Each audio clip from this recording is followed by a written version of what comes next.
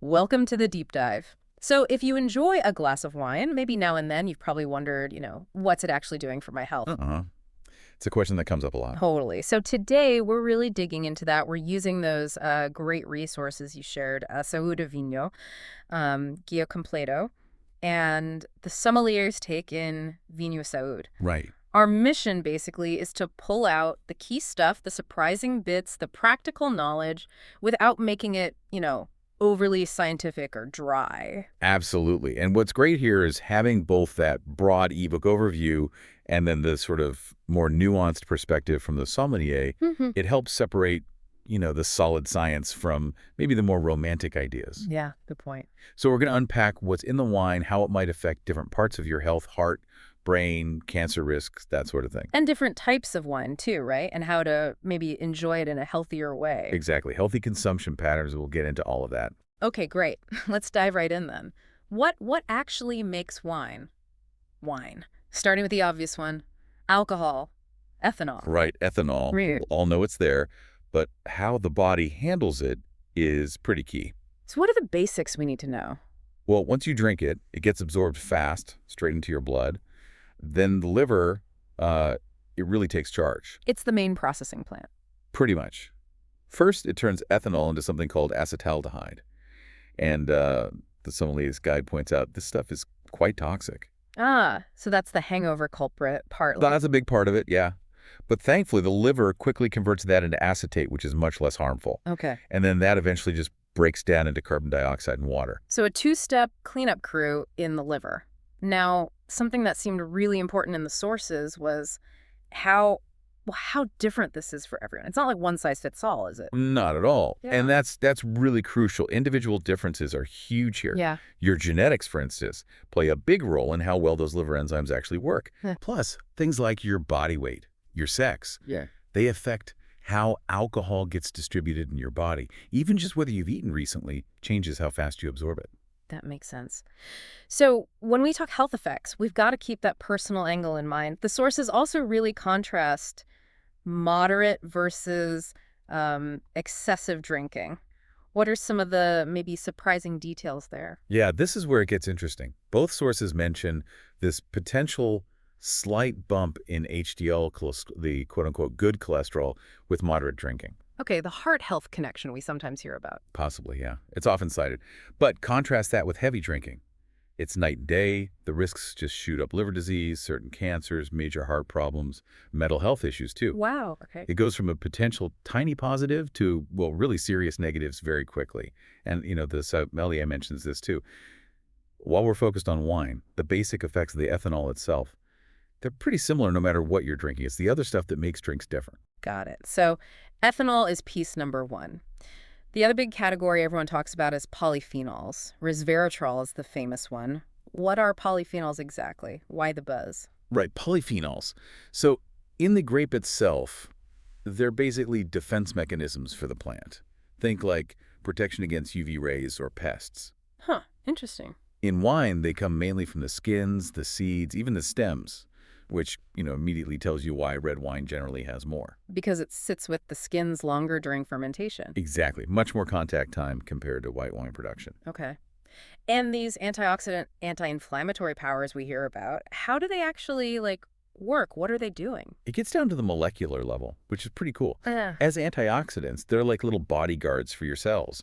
They neutralize those unstable molecules called free radicals that can cause damage and contribute to aging and disease. Well, they can donate electrons directly, or they can kind of boost our body's own antioxidant enzymes. And for inflammation, they can interfere with the pathways that create inflammation.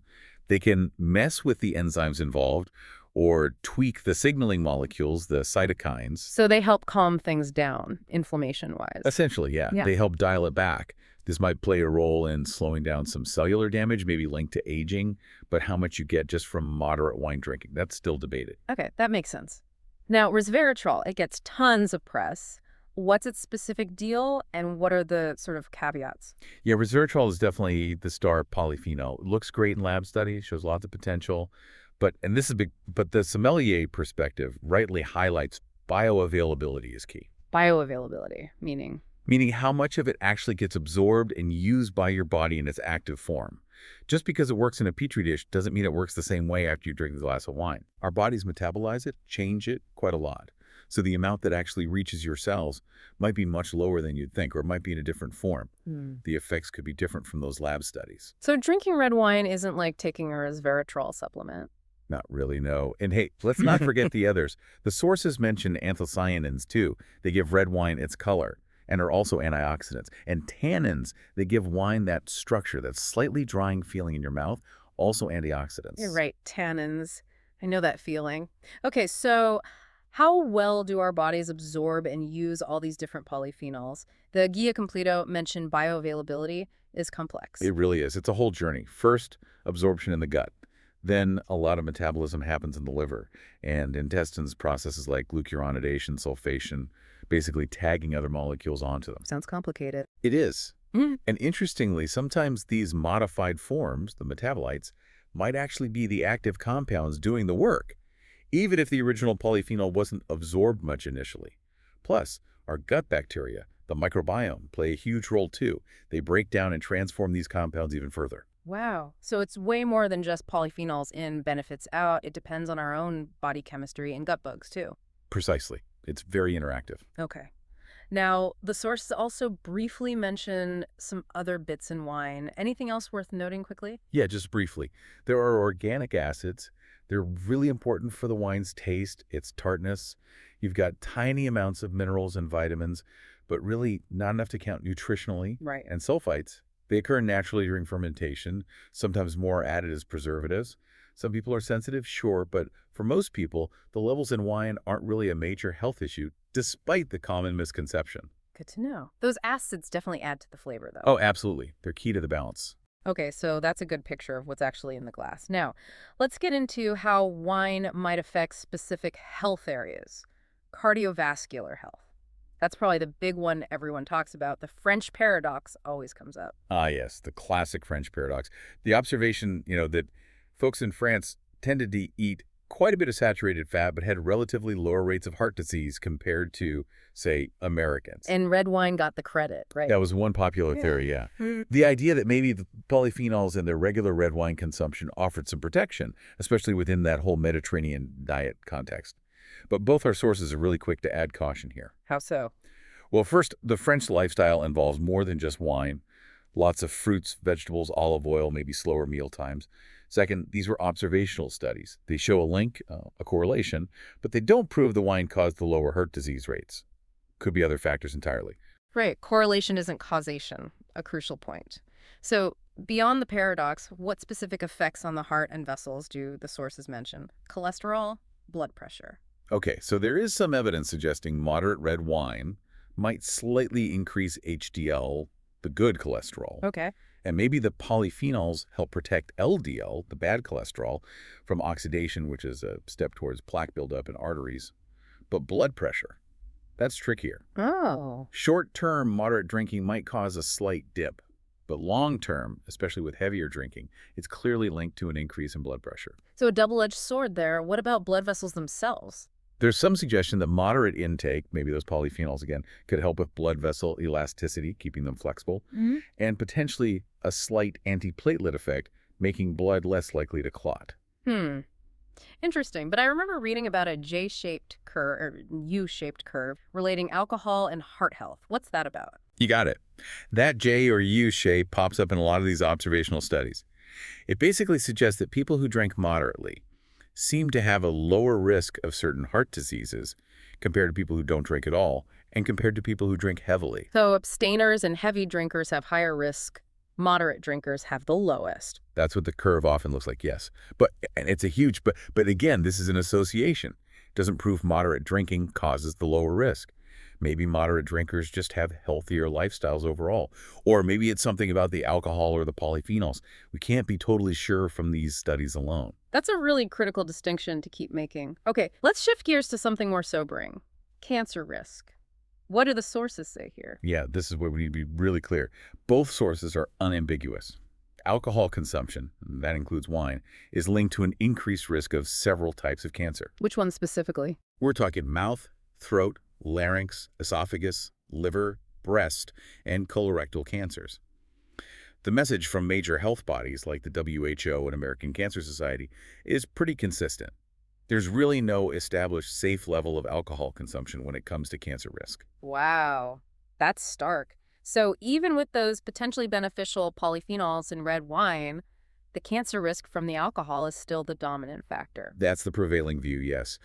While polyphenols do have antioxidant properties in the lab, the amount you get from wine isn't thought to be enough to cancel out the carcinogenic effects of the ethanol itself. How does alcohol increase risk? It's complicated, but it involves things like the acetaldehyde we talked about earlier, which can damage DNA, plus effects on hormones and other cellular processes.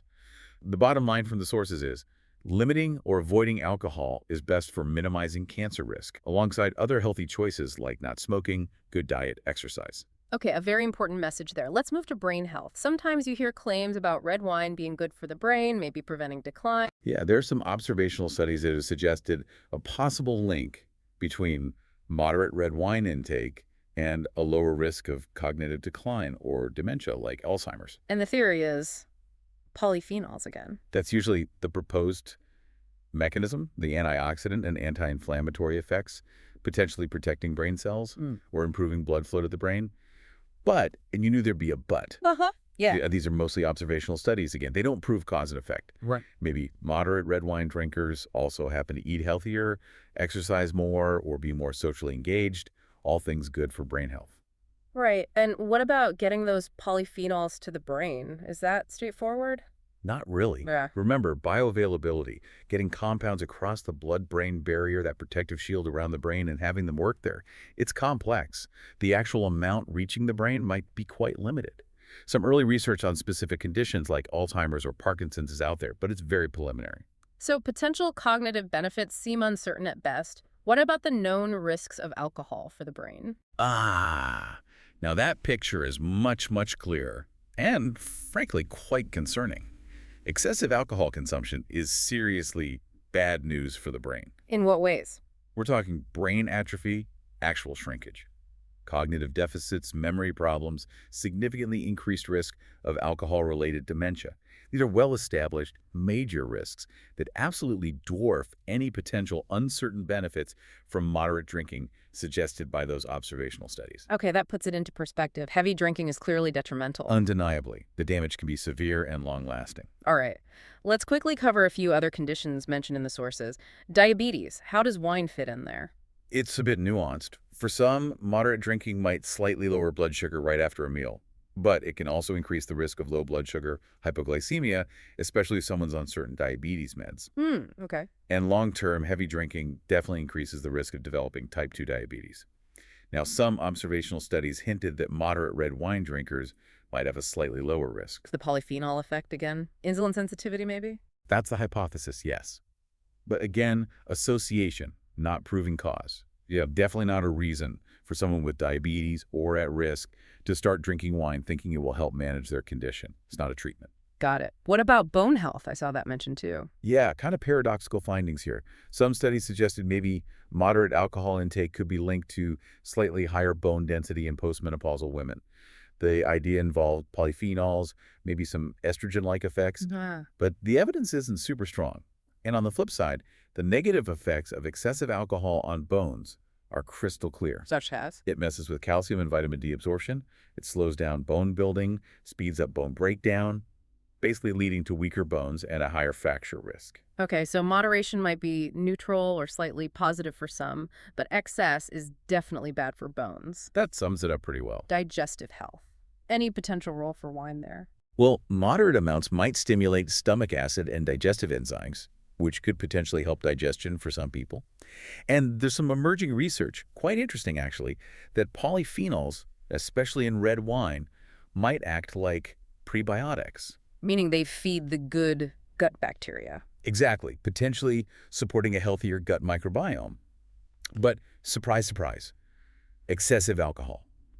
That harms the gut microbiome, disrupts the balance. Seeing a pattern here. Okay, body weight.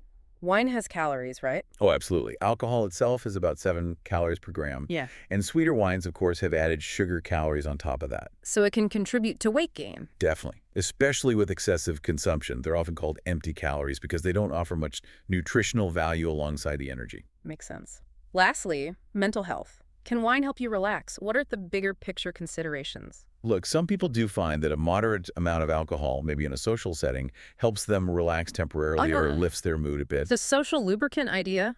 Kind of. But, and this is critical, we have to immediately talk about the serious risks of excessive drinking for mental health. We're talking increased risk of depression, anxiety, mood swings, even higher suicide risk. Plus, potential long-term neurological damage, and of course, the very real danger of alcohol dependence or addiction. Right. Any short-term relaxation from a small amount is massively outweighed by the potential for severe mental health problems with heavier use. That's a really comprehensive look at the various health angles. Now, the sources also compare different types of wine. Can we just quickly recap the main differences in terms of these potential health effects? Sure. So red wine consistently comes out on top for polyphenol concentration because of that skin contact during making it. So any potential benefits linked to those compounds are thought to be strongest with red. And white wine. Much lower polyphenol levels, generally. Doesn't mean it has no other compounds, but those specific antioxidant, anti-inflammatory effects are less pronounced. Rosé. Kind of in the middle, polyphenol-wise. It has some skin contact, but less than red. Okay. What about fortified wines, like port or very sweet dessert wines? Right. Big caution here. These often have significantly higher alcohol content, and the sweet ones obviously have lots of sugar. So the health risks associated with alcohol, liver, cancer, heart issues, dependence are amplified. Plus, you have the metabolic impact of all that sugar. So enjoy those sparingly, if at all. Definitely. And it's worth mentioning, alcohol-free or low-alcohol wines are becoming more popular. They could be an interesting way to get some polyphenols without the alcohol risks. That's a good point. Okay, so putting this all together, what does healthy wine consumption actually look like? What's the practical advice? Well, the absolute key word is moderation, which is generally defined as up to 1 standard drink per day for women and up to 2 standard drinks per day for men. And crucially, that's per day, not averaged out over the week. You can't save them up for the weekend. Right, no binge drinking allowed under the moderate banner. Exactly. Binge drinking carries its own distinct risks. Also, drinking wine with meals is generally a good idea. It slows down how quickly the alcohol gets absorbed. Good tip. And who should definitely avoid alcohol altogether? The sources are clear on this. Pregnant or breastfeeding women, absolutely. Anyone with a history of alcohol use disorder, people taking medications that might interact negatively with alcohol, that's a lot of common meds, so always check. Okay. Also, individuals with certain medical conditions like liver disease or certain cancers, anyone who's going to be driving or operating machinery, and of course, minors. That seems like a comprehensive list. And one final point here is individuality. Remember how we said metabolism varies? Well, the overall response to alcohol varies too. Genetics, body size, sex, age, ethnicity, general health, they all play a part. What's moderate for one person might be too much for someone else. So you need to be mindful of your own body's response. Absolutely. Self-awareness is key. This has been incredibly insightful, really breaking down a complex topic. So, to wrap up our deep dive, what are the main takeaways we should leave with? I think the main thing is that the science is really nuanced, isn't it? It's complex, it's still evolving. There's fascination around potential benefits, especially from red wine's polyphenols, but these are often based on associations, not hard proof of cause and effect. Right. And those potential upsides have to be weighed against the very real, very well-established risks of drinking too much alcohol. Liver disease, cancer, addiction, accidents. The list is long and serious. So moderation and responsibility are absolutely critical. Paramount. It really boils down to making informed choices, understanding the evidence we have, and considering your own personal health situation. Okay. So considering all this, here's maybe a final thought for you, our listener, to mull over. How might your own way of enjoying wine change, thinking about this? Perhaps focusing more on, say, mindful appreciation, the taste, the occasion, rather than thinking of it primarily as a health tonic. That's a great way to put it. Remember, this deep dive is really just a starting point for your own exploration. And critically important, this is just information. It is not medical advice. Please always talk to your doctor or a healthcare professional for guidance tailored specifically to you. Absolutely essential. Thanks so much for joining us for this deep dive.